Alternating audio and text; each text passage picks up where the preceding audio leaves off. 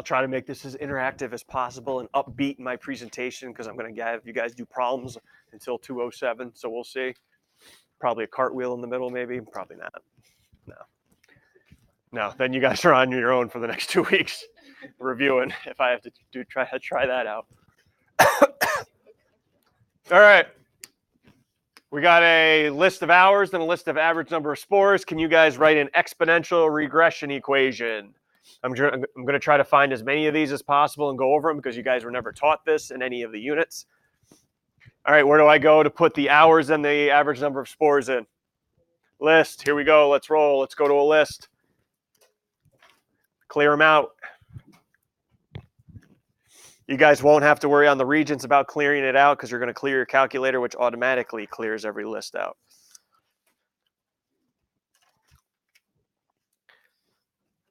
Stat. A little edit.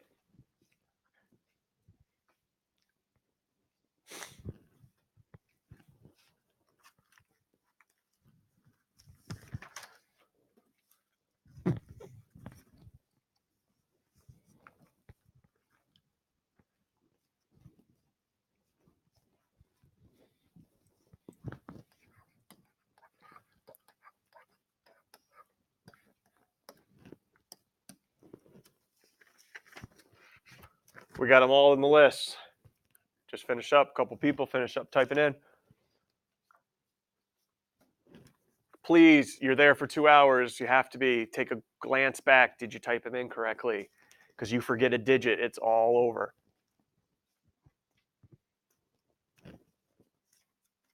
All right, you got them all in somewhere, all in the list. Then I go back to stat. How do I get that exponential regression? Calculate.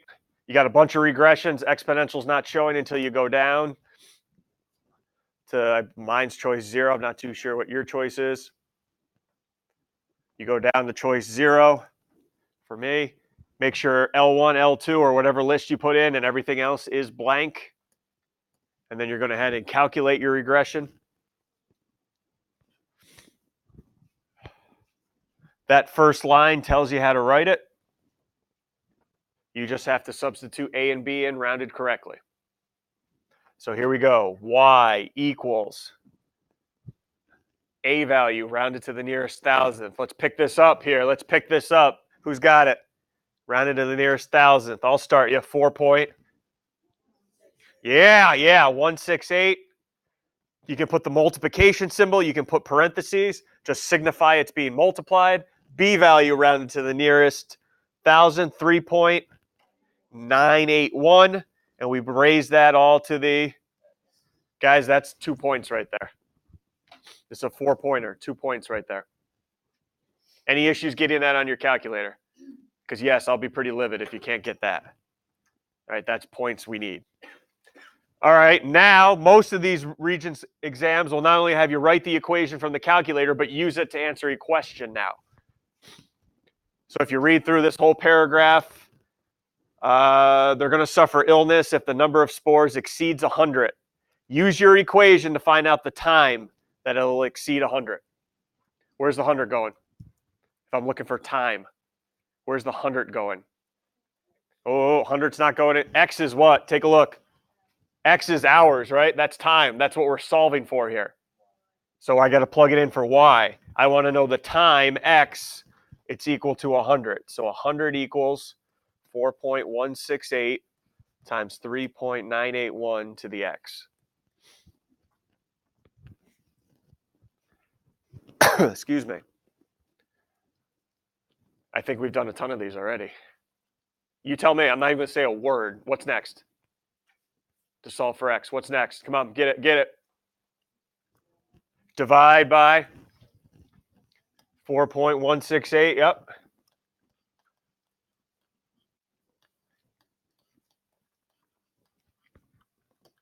You are not ready to round, so write out your full calculator display or leave it as a fraction. Do not round this number on your own.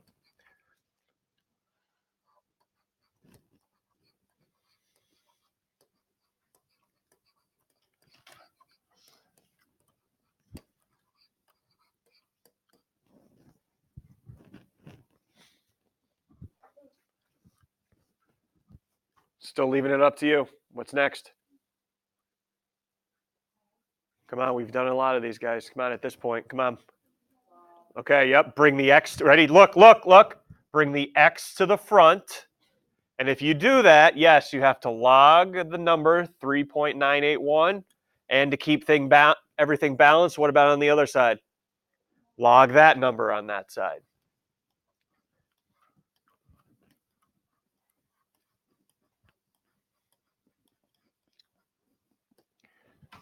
And final step to get X by itself. Divide both sides by what? Yeah, make sure the log's with it. That's huge.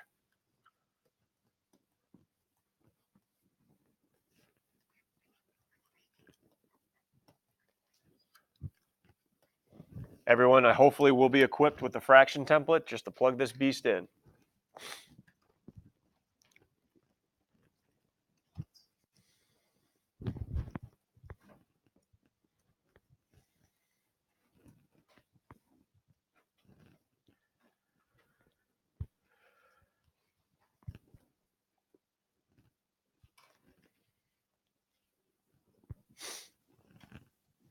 You're getting about what? 2.3, right? And this is why sometimes I'm just disgusted by this exam. Like, you do all this work, you guys do a great job of doing all this. This is pretty impressive. And then they give you these rounding directions. Nearest quarter of an hour. Quarter of an hour. So you got 0.3.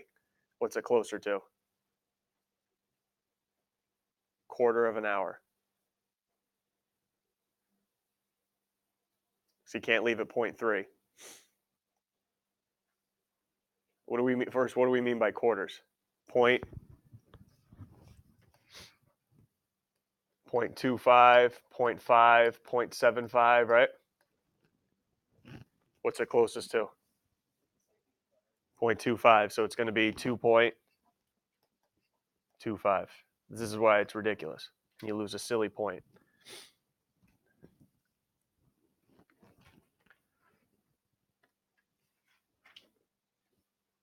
Okay, good. Come on, stay with me here. You got it. Anything else on this you want to ask? Okay, move. Next one, previous one, 35. Graphing sign.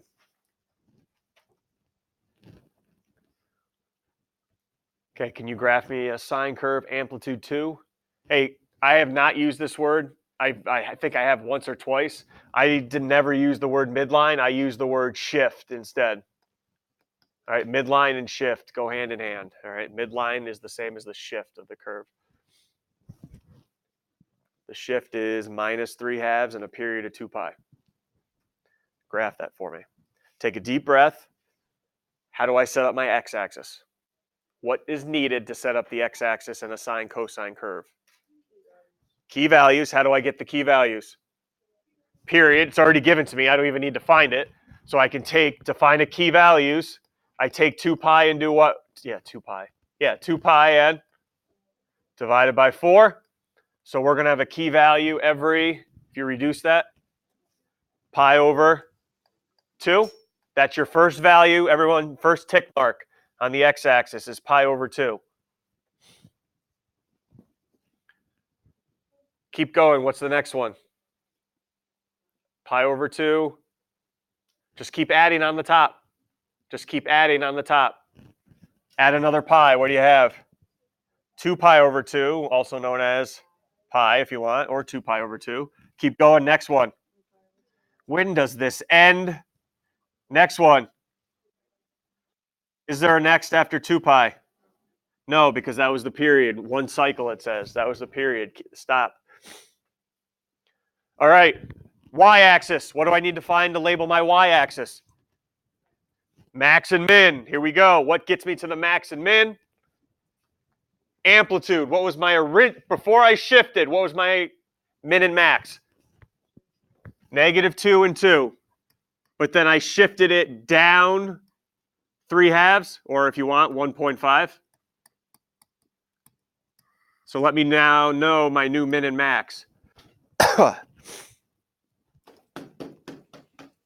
New min Negative 3.5, new max. 0.5. I don't care what you go by. This is all a sketch. This is all a sketch on the y-axis. But you got to have 0.5 and negative 3.5 on there somewhere. So however you want to set it up right now, but I got to have those on there somewhere.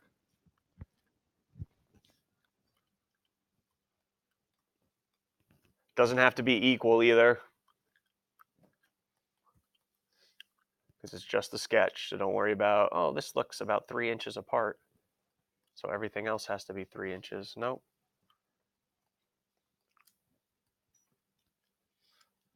However you want to do it.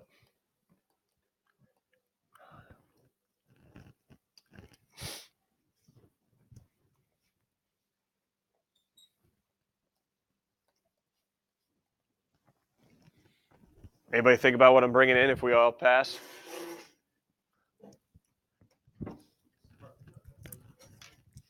Some of Mrs. Carlino's cookies? I can ask. What's that? You have to ask around. People have opinions, I guess. Key word there, all. Pass. Keyword. Or I'll just start handing out cookies at the door. You get one, you get one. Good try, you get one. Maybe in June, you get one, you get one. Nasty. All right, here we go. Sine curve. Where's sine usually start? 0. Thank you, sir. Have a great day. 0, but it's not going to start here. I'm not starting my graph here. Why not? All the zeros shift as well. So we're starting the graph at negative 1.5. Okay, starts at 0, then goes where?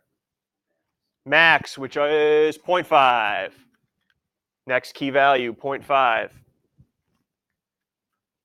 Where does it go now? Back to 0.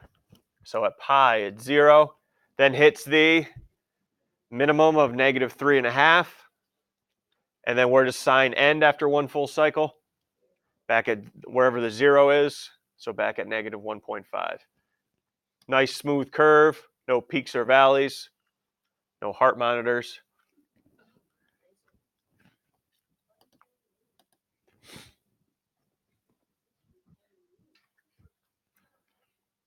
Looks like a beaut.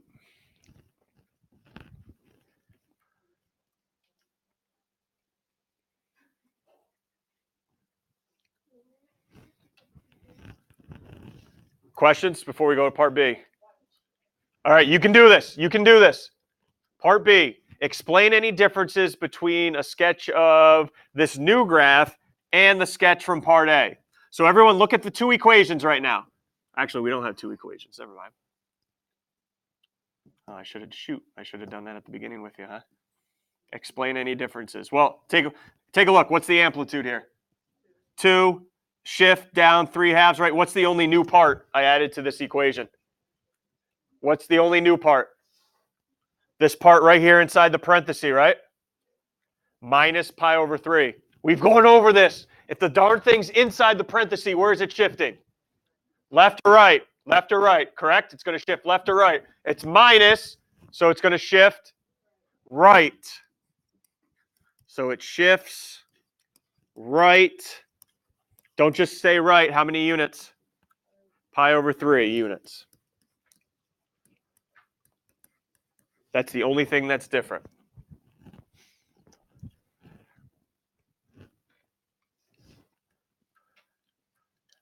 Good. Great job. Great job. I had to add in something. Sorry. Great job. Anything? Great job. I'm what to do next. Okay. What's that? I don't know. You wanna? Yeah. Great job, everyone. Great job. You can go ahead. Sure. Spice it up in between problems. All right. Spice it up in between problems. 34.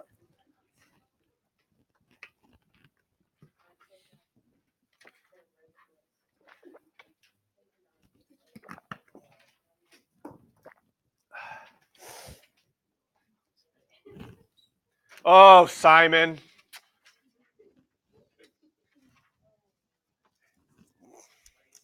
Not responsible at all, is he? Lost the library card and an overdue book. When the book was 5 days late, that's a hefty charge, $225. And then he went 21 days late, $625. That's pretty hefty. All right, so suppose the total amount Simon owes can be determined. Arithmetic, meaning what's happening every day? Adding on a certain amount, right? Adding. Determine a formula for the nth term. Good thing we got a formula sheet we're going to be given that has arithmetic for the nth term on there. Back of that Regents exam you're on right now, take a peek. Everyone see a formula for the nth term. A sub n equals arithmetic. Good old days with each other, right? A subscript 1 plus n minus 1 times d.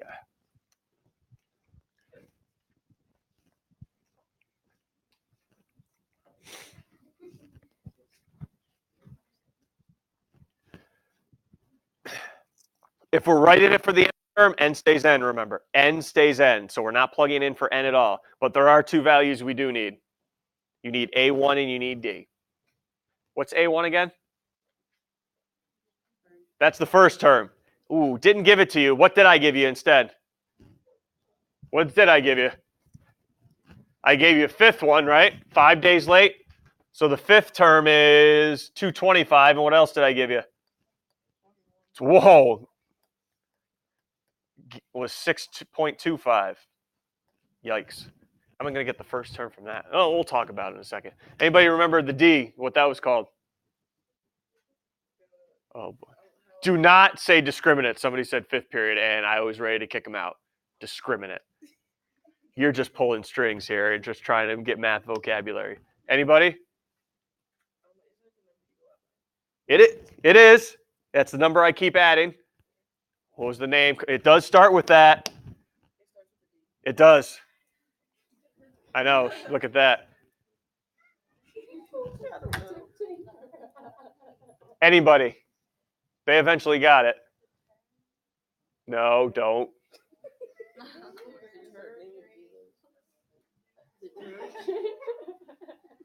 Common. Okay, you got me there. Denominator, but no distance. Common. Yeah, difference. There we go. Common difference. Do you see her too? No. Did you? Anybody just see that nonchalantly? Difference. But you just like it was no big deal. Like, what's wrong with everybody else? It's difference. Don't think I didn't see that. Yeah, difference. What I'm going by. That still puts me in a hole though.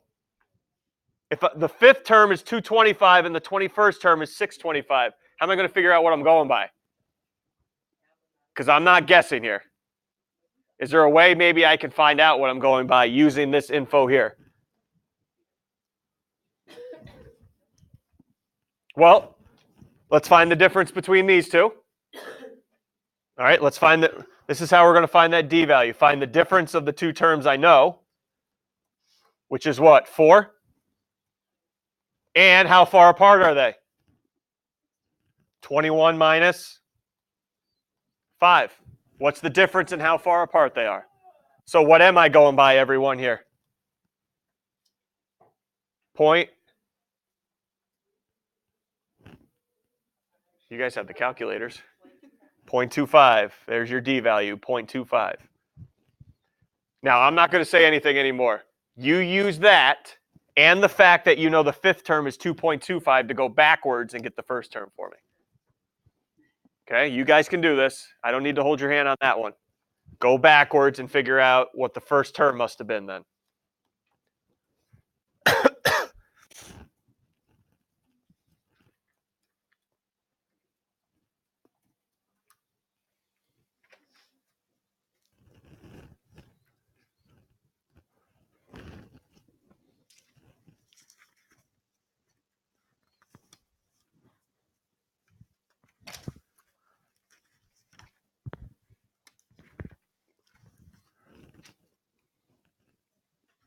First term, anybody? Day one, it's late. How much do I owe? $1.25, right? 125 plus n minus 1 times 0.25. I plugged in D in A1, n stays n. Now, if you want to get fancy and distribute the 0.25 and combine your like terms, you can. This is fine too. This is a formula for the nth term. Again, if you wanted to multiply it, that's your call, but this is acceptable. You guys use that formula and answer part B for me. I'll give you about 2 minutes. Shouldn't take you too long.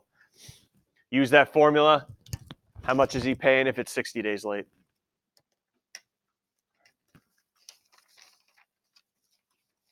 60. 2 months? Either irresponsible or that's one big book.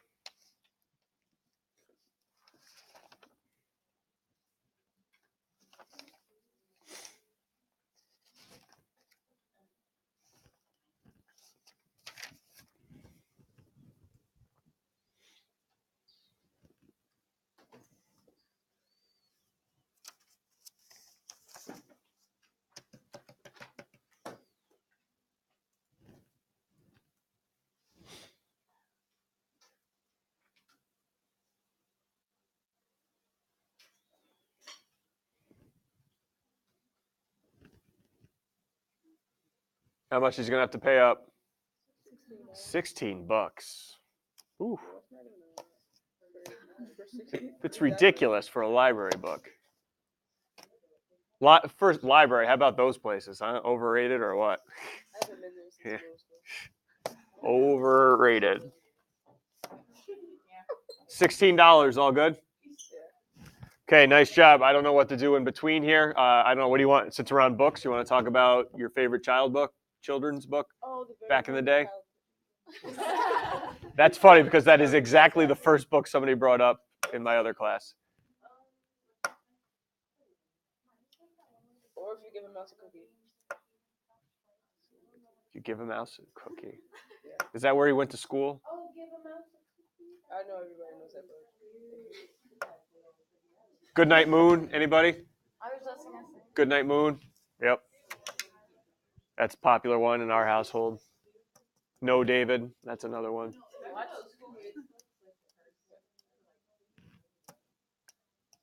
Berenstein Bears, somebody brought up. What, Dom? No. It's like Berenstain Bears. Some people think it's spelled one way, but it's actually spelled a different way. So they have a whole conspiracy theory. Can't it just be a children's book or a children's series? Papa and Mama Bear, Brother Bear. Anything else? Children's books? Anybody going? Oh. Rainbow.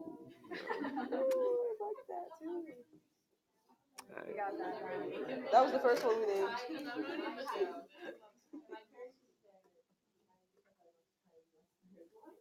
Nobody, lady that ate a spider? No, and then she ate something else, and I don't even know if it's spider or not, but yeah. And then and then the cow ate something, and then the guy, yeah. And then it exploded at the end. Yeah. Oh, good. Anything else? We are very big into the touch and feel books, as in that's not my dinosaur. Its tail is too rough, and it's like a Velcro tail, and you rub it, and yeah, well, that's what we're into. Yep. That's not my puppy. It's too fluffy, and it's got a bunch of wool on top. Yep. Nobody listens to what Dad reads. It's just touching whatever's there. So, yep. All right. Multiple choice, 14.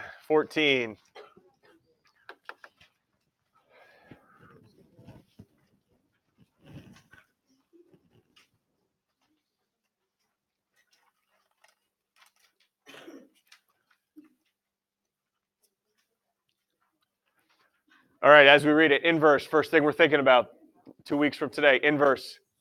Switch your x and your y. All right, everyone ready? Let's do that. X equals y plus 1 over y plus 2. This is a lot more difficult than the ones we've done.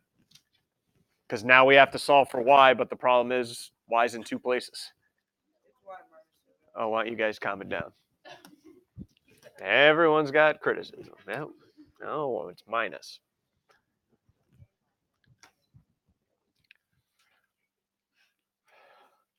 I should have known that from the disapproval faces you guys gave me as I looked out there.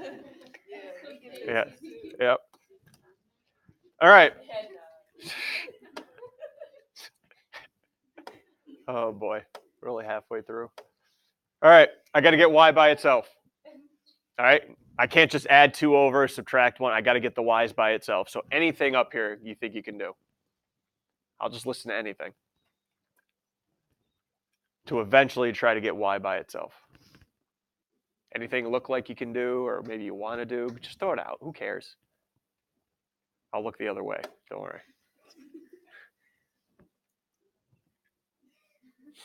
Because we got to start somewhere.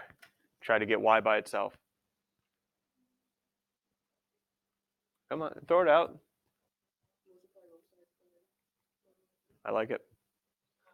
Basically cross multiply. That's what you're doing, right? We're going to take the y. Get the denominator out of there. All right, so ready?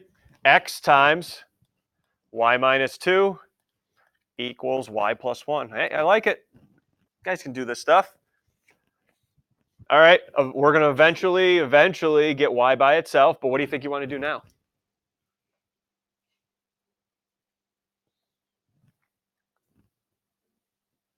Say it. Yes, yes. Will you guys be confident in yourself, please? Have I knocked you down that much? Xy minus 2x equals y plus 1. What are we trying to get by itself? So we probably should have them all on one side, everything else on the other side. All right, so what am I going to do with the 2x? Flop it to the other side by adding it, and then I got to get the y's to one side. So what can I do with this y right here? Subtract it over. All right, so let's rearrange everything now. Xy minus y. And then on the other side, 2x plus 1. All right, now here's where I would understand if you were like, whew, now you got me. I got to get y by itself. Okay, divide by x, you could, but the problem would be you got to divide that one by x, and you still didn't get rid of it, right? We're getting there, though. We're getting there. Good suggestion. We're getting there.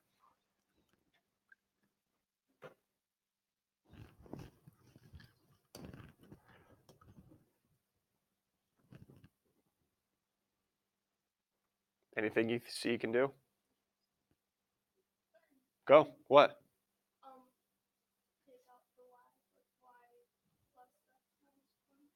So they have a y in common, right? So I can take out a y like a GCF. And watch what happens. 2 y's now just go to one single y, because what's left inside now? X minus 1, yep. Now look at that now. Now I'm down to 1 y. Now you guys, come on, take it over now. Finish this. How do I get that y by itself?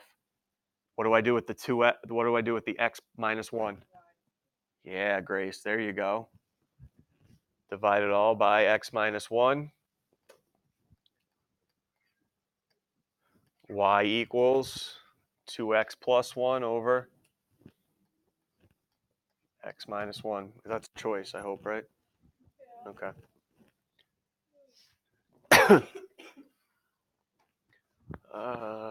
Good.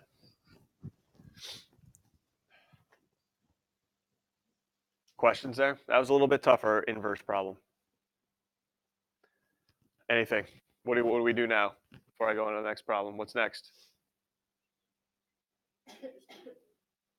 What? We just keep going, or what do we want to have a quick?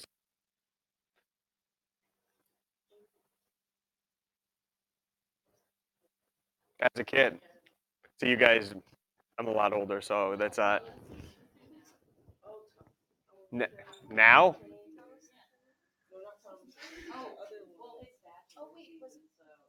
Oh, don't even get me started with that. Okay, did you watch it? Catherine's a psycho. I know every quote about it. What's your favorite? Mine? I'm a big, not a big sitcom, but like a big reality show. Like I like Survivor, Amazing Race. I would love to go on Amazing Race, but big reality show guy. No Bachelor though, sorry. No, it's so trashy. It's hot garbage. That's all it is. Hot garbage. Like I can't. Yep. Big Brother in the summer. Yep. AGT, America's Got Talent. Yep. Big fans. Big fans. And then we have also, Mickey Mouse Clubhouse and Sophia the First. Yep. Paw. Oh, geez. Yeah. Paw Patrol. Oh boy. Hey, yep. You better watch out. Paw Patrol. Yep. I have not. I've recorded it though. So, is it?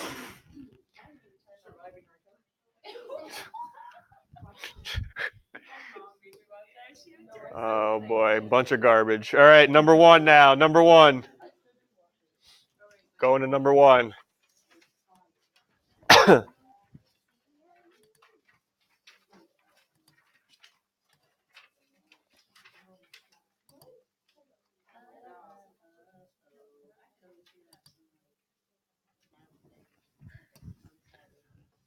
Okay, number one. We just got to remember what that word means. Undefined. Excuse me. Ooh, sorry. Who's ever listening to that too, huh? Excuse me. It's pretty professional. I blew my nose yesterday. Just burped today. Yep. Oh, this guy. He's an embarrassment. Undefined. Anybody remember undefined? Denominator equal to 0. Yep. What number, when I plug it in, will make the denominator equal to 0? So you guys have a choice. You can try to factor that because it is factorable, or you can just plug in the choices and store them in and see which ones give you 0.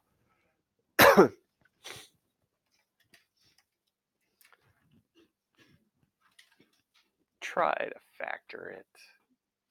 Or store it in. That's fine. That's what I'm telling you guys to do, right? So.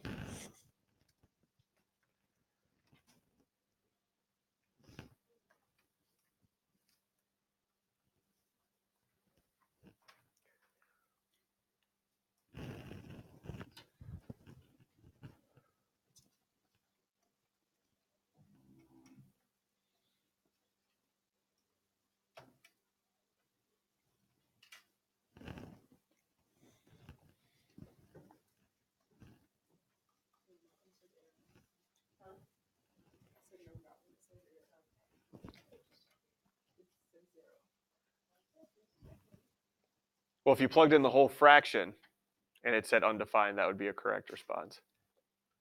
But if you're just plugging in the denominator, x squared plus 2x minus a, you would want to get 0 out.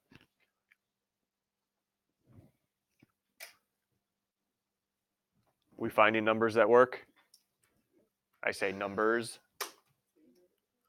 We should end up with 2 or -4. Undefined when the bottom equals 0. Then you should get undefined. Yes, that's when it would be undefined. Yep. Questions on 1? Okay, when I find them, we do them. 6. You got scrap graph paper on the back. Yeah, great is right.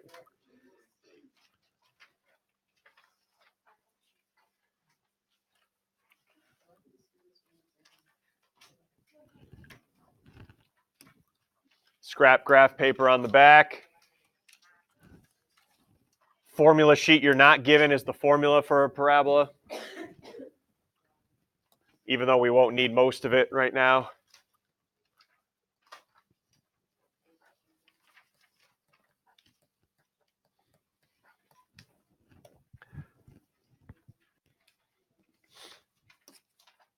Again, all you need is a quick sketch here. Quick sketch. What type of line is always a directrix? Don't tell me straight. Horizontal line. So going through 1 is the directrix right here. Y equals 1. Focus, 0, -1. Oh boy. Sure. Boys varsity swimming has been canceled for today. Thank you. There you go.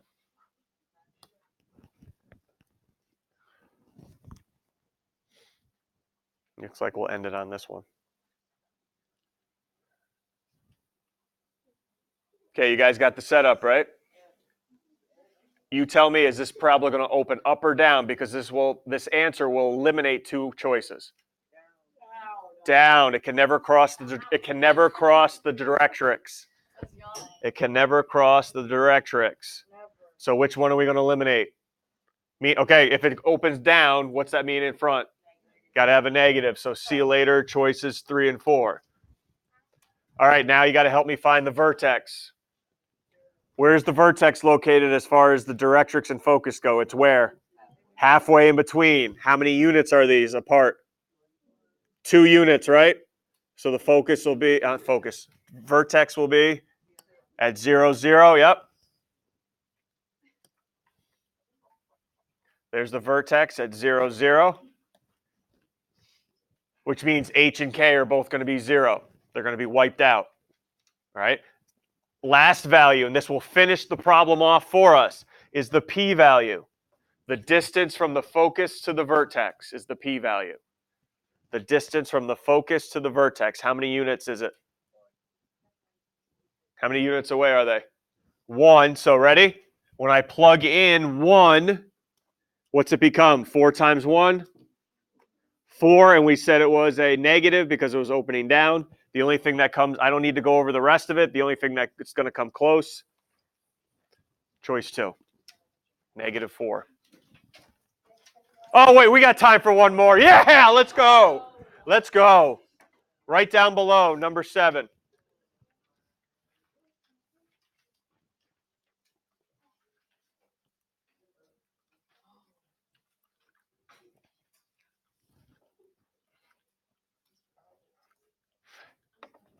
You got it.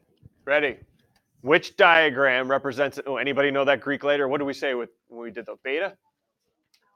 Alpha? I don't know. Alpha? I'll go with it. Okay, so the angle is alpha, measures 13 pi over 20 in radians. Ooh. Drawn in standard position, and its reference angle is theta. So which diagram represents that? Guys, we should be able to eliminate 2 of these right now. Anybody know any of them we can eliminate, and possibly why?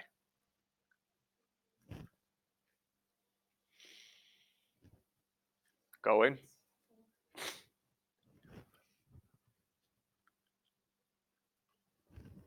You want to eliminate the actual answer? Dom! Why can I, everybody, I'm going to eliminate 1. Reference angles have to be less than what? 90 degrees. Look at theta. You tell me, bigger or smaller than 90? Bigger. It's got to be smaller than 90. And we can eliminate 3 because a reference angle is formed with what axis? The x-axis. This is formed with the y-axis. All right. 13 pi over 20. Anybody remember how to turn that into degrees? It is on your reference sheet. Multiply it by 180 over pi. Yep. The pi's cancel out. Anybody want to tell me what that is in degrees so we can finish this day strong? Jason? $1.17. All right, now look at choices 3 and 4. Calm down. 2 and 4. You mean 2 and 4? 2 and 4. Which one is positive 117 degrees? Choice 4. The other one would have been a negative.